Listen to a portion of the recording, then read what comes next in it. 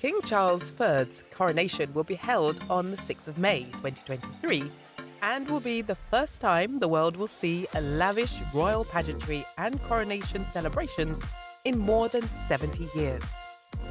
It is said to be a historic moment not just for the UK, but for the wider world as well. As the Commonwealth prepares for this momentous occasion, there is growing anticipation and speculation about what the coronation will mean for the Caribbean, a region that has a long and complex relationship with the British monarchy. Many Caribbean countries are still members of the Commonwealth and have maintained close ties with the UK over the years, not to mention territories in the Caribbean that are still under the direct or indirect rule from the monarchy. However, many people in the region view the monarchy with suspicion or outright hostility and see it as a symbol of oppression and colonialism. That's why we, today, will take a look into the King's coronation and highlight what impact it will have on the Caribbean. What will the coronation look like for the Caribbean? The coronation service will begin at 11 a.m. on Saturday, May 6 at Westminster Abbey, and will include many of the ceremonies that were seen in the late Queen's service, such as anointing with consecrated oil, the delivery of the orb, and the enthroning itself. Approximately 2,000 people will be in attendance, which will include heads of state from Caribbean Commonwealth countries, as they watch King Charles crowned at Westminster Abbey. After being anointed, blessed, and consecrated by the Archbishop, King Charles will have the crown of St. Edward placed on his head, officially crowning him as King Charles III. The newly anointed king is expected to acknowledge and pay tribute to the Commonwealth countries with a subtle gesture during his coronation. Embroiders have been working for months stitching the names of all 54 Commonwealth countries into the partitions that will shield the monarch from public view when he is anointed with holy oil during the coronation. This tribute follows similar gestures made by both his mother, the late Queen Elizabeth II, during the 1953 coronation, and his daughter-in-law, Meghan, Duchess of Sussex, on her wedding day. But let's talk about the Caribbean more directly and what will change in the Caribbean. As King Charles's coronation is completed, an important question to ask is what will happen to the Caribbean and, by extension, other Commonwealth countries? The short answer is nothing. The coronation is solely a symbolic ceremony and is not actually necessary for the monarch to be crowned or become king. When Queen Elizabeth died, it was then all official powers were transferred to him, officially making him King Charles. But while the coronation of King Charles will have no direct impact on the Caribbean, the symbolic importance of a new person sitting on the golden throne is likely to have a much bigger impact, which we will get into a little later. When it comes to the practical changes, however, we must go back to when King Charles ascended to the throne after his mother's passing. When he became king last year, he also became the head of state of 15 Commonwealth realms, 8 of which are in the Caribbean. These are Antigua and Barbuda, the Bahamas, Belize, Grenada, Jamaica, St. Kitts and Nevis, St. Lucia, and St. Vincent and the Grenadines. This means that King Charles replaced the Queen as head of state in these constitutional monarchies, and as such, gained sweeping powers attributed to the monarchy by each individual country's constitution. While constitutions for every country vary, this usually meant that he, under a governor-general which he appoints, could appoint government officials, reject democratically approved laws, or in some cases dissolve parliament, just to name a few. While these powers are technically possible, they are, however, unlikely to happen, as King Charles will likely continue the same apolitical position his mother did and not intervene in the political affairs of these countries. Not to mention, if he were to act in any way counter to the wishes of a country, the government could simply file for a republic status and dissolve any relationship with the monarchy. But unlikely to happen still makes it possible, and the technical powers many Caribbean nations were willing to let Queen Elizabeth have does not mean they will allow King Charles to have.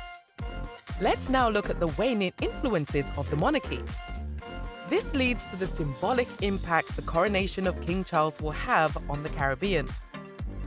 It is no secret that King Charles does not have the support or admiration that his mother and oldest reigning monarch Elizabeth II had.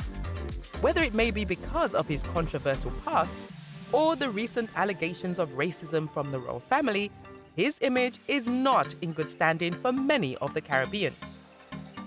This is why the symbolic image of King Charles's coronation will most likely add fuel to the impending anti-monarchy sentiment already growing in the Caribbean. Now more than ever, there has been a disconnect between the monarchy and its sovereign realms. Many countries in the Caribbean still retain the monarch as its head of state, even though they may be democratically independent. There have thus far been movements away from the monarch as head of state, dating back to when Queen Elizabeth was still reigning. Barbados made headlines when it announced its decision to remove Queen Elizabeth as its head of state and become a republic. The historic move, which happened in November 2021, saw the beginning of the dissolution of the monarchy's influence in the Caribbean. Soon after, many countries took seriously the conversation of completely severing their ties with the monarchy and being fully independent, even if it would be a symbolic gesture, as we previously noted. At least 6 Caribbean countries have indicated that they plan to remove the new king as their head of state. These are Belize, the Bahamas, Jamaica, Grenada, Antigua and Barbuda, and St. Kitts and Nevis. The most recent and most notable of them is Jamaica, whose government announced plans to make the country a republic in time for the 2025 general election, removing the king as head of state. More poignant, just weeks before the first coronation in decades, the Prime Minister of Jamaica, Andrew Holness, said, "It is time that Jamaica becomes a republic." For us, the process is not simple, and we have known this from we started on this journey, and we are making sure that we check every box and we move deliberately in that regard. So I'm saying to you, Minister, please move ahead with speed and alacrity on this matter. Jamaica must become a republic. What else will change? The ascension of King Charles to the British throne has also stirred renewed calls for the United Kingdom and the monarchy to pay slavery reparations. Last year, a trip to Belize, Jamaica, and the Bahamas by the new heir to the throne, Prince William, and his wife Kate, was marked by calls for reparation payments and an apology for slavery.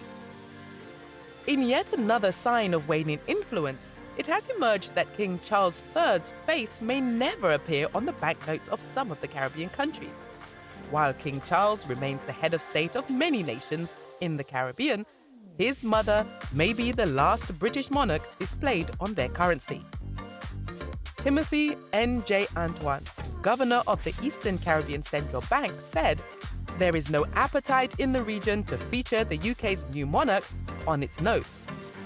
Antoine said he was aware of discussions around the region that the notes should instead be represented by notable people from the Caribbean, a position many of the prime ministers in the Eastern Caribbean support. The Eastern Caribbean Central Bank consists of 8 countries: Anguilla, Antigua and Barbuda, Dominica, Grenada, Montserrat, St. Kitts and Nevis, St. Lucia, and St. Vincent and the Grenadines, meaning that many, if not all of these countries, will sever yet another link to the monarchy. The future of the monarchy and the Caribbean. As we move into this new era of monarchical rule, the future of the monarchy in the Caribbean is one to have close eyes on. While the coronation of a new king will have almost no direct physical impact on the Caribbean, the image of another sovereign sitting on the throne is bound to stir up emotion within the Caribbean and serves as a beacon of King Charles taking his place as heir. Because of his controversial history and the already growing anti-monarchy sentiments, it is highly likely we will see the Caribbean continue to distance itself from the monarchy. The coronation of the king will probably add additional fuel to the flame of nationalist sentiment and Caribbean identity, and lead the region into a new phase where nations value their independence more than the possible tourist, economic, and cultural connections being aligned with the monarchy can afford. We may not have captured the sentiment of all that's involved in the coronation of King Charles III and its effects on the Caribbean in this presentation. Why not tell us how you feel in the comments section below? Do you think the Caribbean nations should continue to distance themselves and cut ties from the monarchy? And why or why not? What are your thoughts on the question of reparations resulting from slavery? We would love to read your thoughts. And don't forget to like, subscribe, share our channel with others, and turn on the notification bell for our next video as we explore the Caribbean together. This is J-irie Caribbean. Thanks for watching. Check out this next video.